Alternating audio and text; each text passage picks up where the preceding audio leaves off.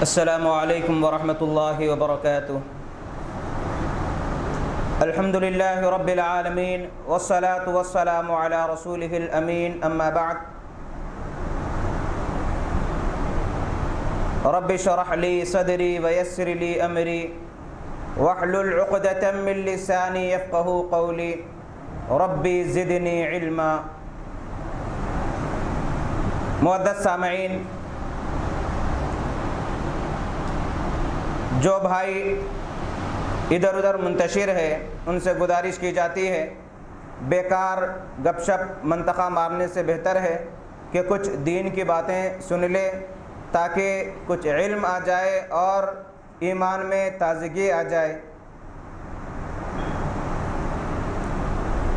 ابھی نماز تراویح میں قرآن مجید کا ایک بڑا ہی بہترین سورہ جسے احسن القصص کہا گیا، یعنی تمام واقعات میں سب سے بہترین واقعہ، تمام قصوں میں سب سے بہترین قصہ احسن القصص، سورہ یوسف 111 آیات پر مشتمل ہے اور 12 رکوع پر مشتمل ہے۔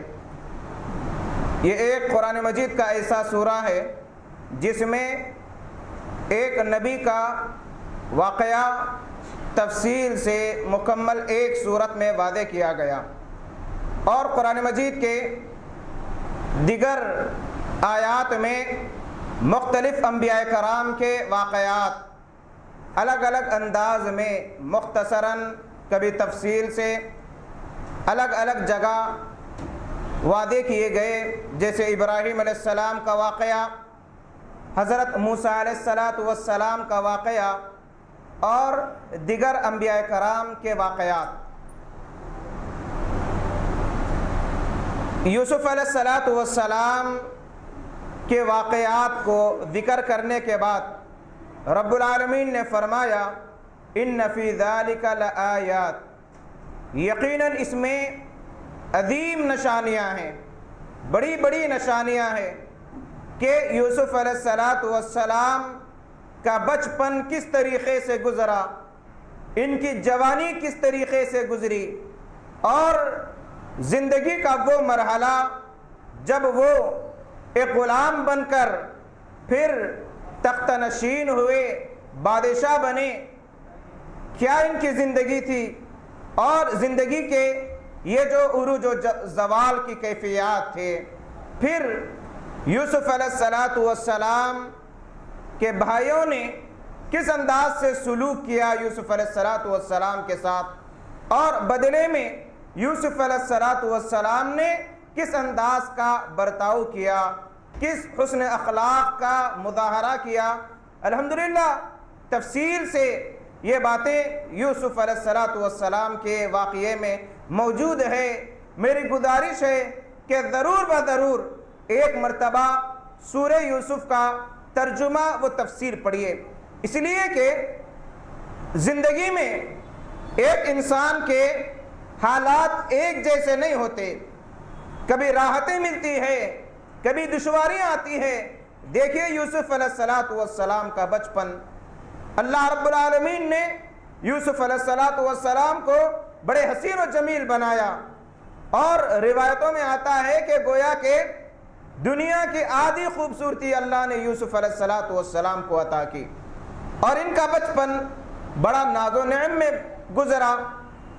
جب وہ کھیل کودنے کی عمر کو پہنچے اور یوسف علیہ السلام نے خواب میں دیکھا کہ 11 ستارے، سورج اور چاند سجدہ کر رہے ہیں، اپنے والد سے واقعہ ذکر کیے، خواب ذکر کیے۔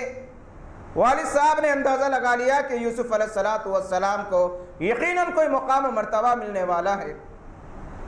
انہوں نے کہا کہ اے میرے پیارے بیٹے، لوگوں کو یہ خواب مت دکھلاؤ، مت سناؤ، ایسا نہ ہو کہ وہ تم پر کچھ زیادتی کرے۔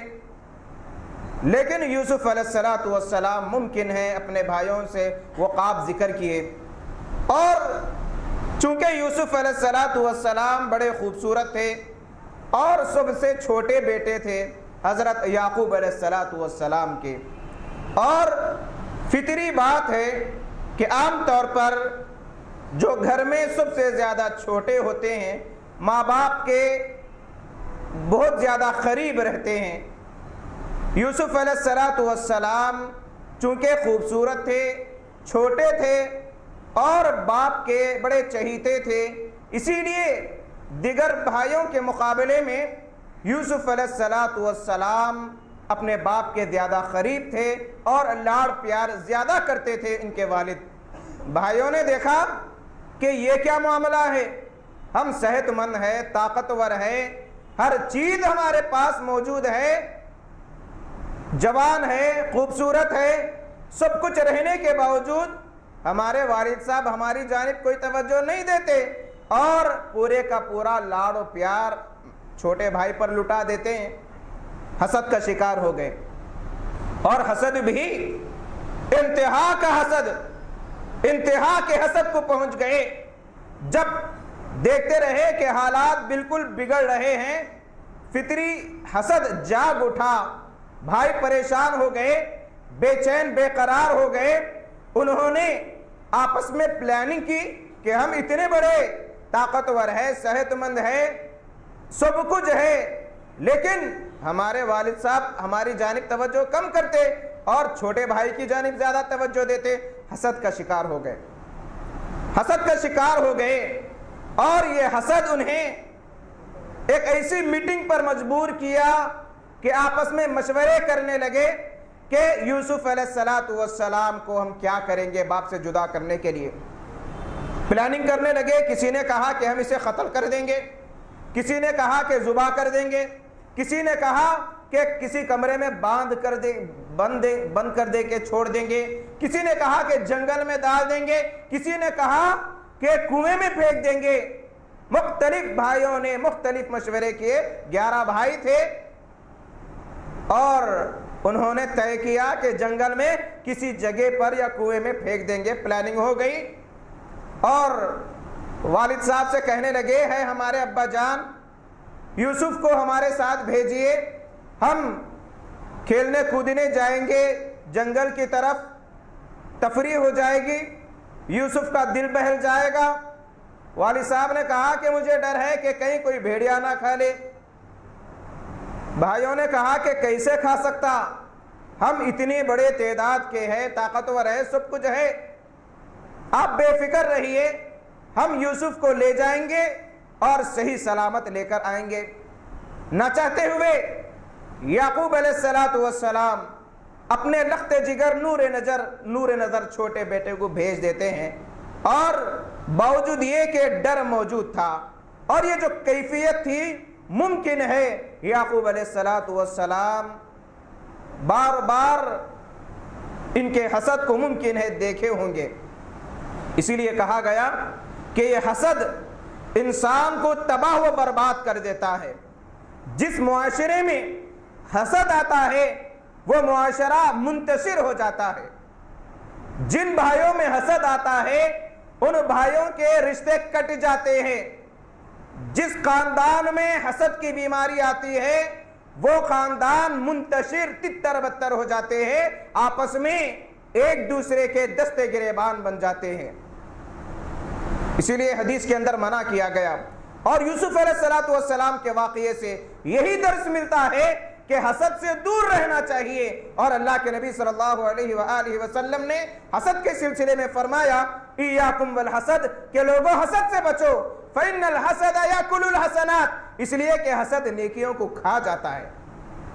کما تأکل النار الحطب، جس طریقے سے آگ لکڑی کو جلا کر خاک کر دیتی ہے، راکھ بنا دیتی ہے، ویسے ہی حسد نیکیوں کو جلا کر برباد کر دیتا ہے۔ اور یہی حسد تھا، اسی حسد کی بنا پر یہودیوں نے اللہ کے نبی صلی اللہ علیہ وسلم کی نبوت کو قبول نہیں کیا۔ انہوں نے کہا کہ اللہ کو اگر نبی بنانا تھا آخر تو بنی اسرائیل میں سے بنانا تھا، کیوں بنی اسماعیل میں سے نبی بنایا؟ جبکہ ہماری نسل میں سے کئی متعدد انبیاء کرام آئے۔ حسدا من عند انفسہم، یہ حسد تھا جس کی بنا پر اللہ کے نبی صلی اللہ علیہ وسلم کے اوصاف نبوت کی علامتیں سب کچھ جاننے کے باوجود انہوں نے اللہ کے نبی صلی اللہ علیہ وسلم کی نبوت کا انکار کیا۔ تو یہاں پر یہی بات بتلائی گئی کہ حسد سے کس طریقے سے تباہی آ سکتی ہے۔ حسد کی بنا پر یعقوب علیہ السلام اپنے بیٹے سے جدا ہو گئے۔ حسد کی بنا پر یعقوب علیہ السلام اپنے بیٹے کے غم میں غمگین رہنے لگے۔ اسی حسد کی بنا پر یعقوب علیہ السلام اپنے بیٹے کی جدائی میں روتے روتے آنسو بہاتے رہے۔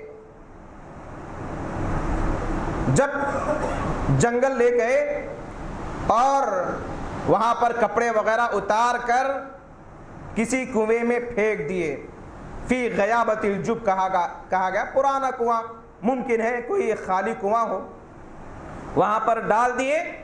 اور ڈالنے کے بعد یوسف علیہ السلام کے جو کپڑے تھے کسی جانور کو ذبح کر کے ان کپڑوں کو اس خون میں لت پت کیا اور خون لگا کر شام میں روتے ہوئے اپنے باپ کے پاس آئے، کہنے لگے اے ہمارے ابا جان، آپ نے سچ کہا تھا کہ بھیڑیا کھا لے گا، ضرور انہیں بھیڑیا کھا لیا۔ ہم کھیل میں مصروف تھے اور یوسف ہمارے سامان کے پاس موجود تھے، بھیڑیا آیا اور انہیں پھاڑ دیا، کھا لیا، یہ ان کے کپڑے ہیں۔ باپ نے دیکھ کر اندازہ لگا لیا کہ کپڑے تو بڑے صحیح سالم نظر آ رہے ہیں، کوئی پھٹنے کا نشان نہیں۔ اندازہ لگا لیے کہ بھائیوں نے یوسف علیہ السلام کے ساتھ کچھ غلط کیا، نقصان پہنچایا۔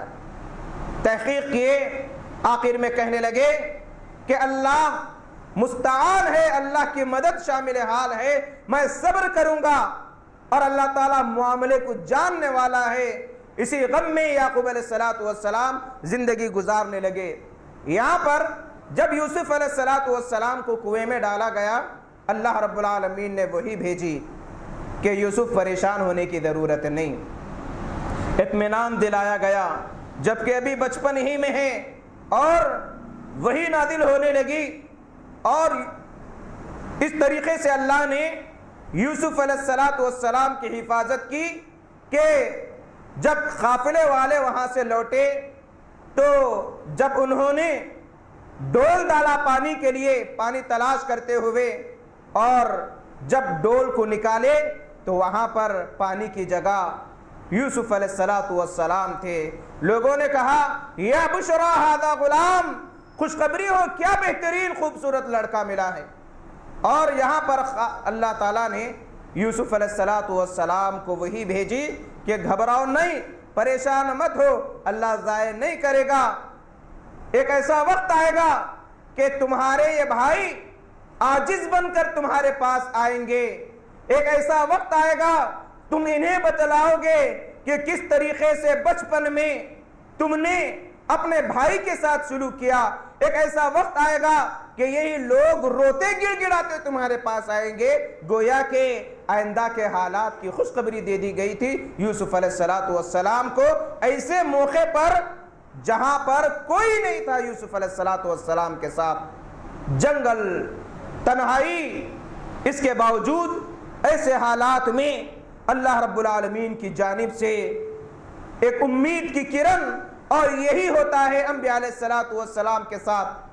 اللہ کے نبی صلی اللہ علیہ وسلم مشرکین مکہ کے تکالیف سے پریشان ہے، لیکن ایسے حالات میں اللہ تعالیٰ نے اپنے نبی کو خوشخبریاں دیتے ہیں، اور یہی وہ ایمان ہوتا ہے، یہی عین الیقین ہوتا ہے انبیاء علیہ السلام کے ساتھ۔ تو الغرض ایک طویل واقعہ ہے، آپ پڑھیے، میری اپیل گزارش ہے، ضرور پڑھیے اور ایک ایک پہلو پر غور کیجئے کہ انسان کی زندگی میں کس کس طریقے سے مراحل آتے ہیں، اور یہ دنیا عارضی دنیا ہے، یہ امتحان گاہ ہے، یہ آزمائش گاہ ہے، اور ایک ہی حالت پر کوئی نہیں رہتا۔ کئی لکھپتی کروڑ پتی روڈ پر آ گئے، کئی روڈ پر رہنے والے کروڑ پتی بن گئے، یہ دنیا کا دستور ہے۔ آج دنیا کے پاس کچھ نعمتیں ملتی ہیں، غریبوں کو حقارت کی نظر سے دیکھتے ہیں، اور جب یہی محتاج بنتے ہیں تو اپنی پچھلی زندگی پر شرمندگی کا اظہار کرتے ہیں۔ تو معزز سامعین، اس انداز میں یوسف علیہ السلام کا بچپن، پھر ان کی جوانی کے قافلے والے مصر لے گئے اور وہاں پر بیچ ڈالے چند سکوں کے عوض۔ قرآن نے کہا بدراہم معدودہ، چند گنے چنے سکوں کے عوض۔ انہیں معلوم نہیں تھا کہ ہمارے پاس ہمارے ہاتھ ایک نبی آیا ہے جو مستقبل میں مصر کا بادشاہ بننے والا ہے، ایسے حالات میں جہاں پر قحط سالی پڑ جائے گی۔ انجام سے واقف نہیں تھے، بیچ دیے۔ عزیز مصر، جو مصر کا جو بادشاہ تھا، اس کا وزیر خزانہ یوسف علیہ السلام کو خرید کر گھر میں لائے۔ اپنی بیوی سے کہا کہ اس کا احترام کرو، اس کی عزت کرو۔ اکریمی کہا، اکریمی، اس کی تعظیم کرو احترام کے ساتھ، یہ کوئی غلام نوکر نہیں ہے، کیونکہ یوسف علیہ السلام کی جسامت اور آپ کی شخصیت ہی باعث بزرگی والی تھی۔ تو جب یوسف علیہ السلام ایک غلام سے ہٹ کر ایک شہزادی کی زندگی گزارنے لگے، بڑے ناز و نعم میں زندگی گزرنے لگی، جب جوانی کی دہلیز کو پہنچے تو عزیز مصر نے مصر کا جو وزیر تھا، اس کی بیوی جس کے پاس یوسف علیہ السلام زندگی گزارا کرتے تھے، بدکاری کا ارادہ کی۔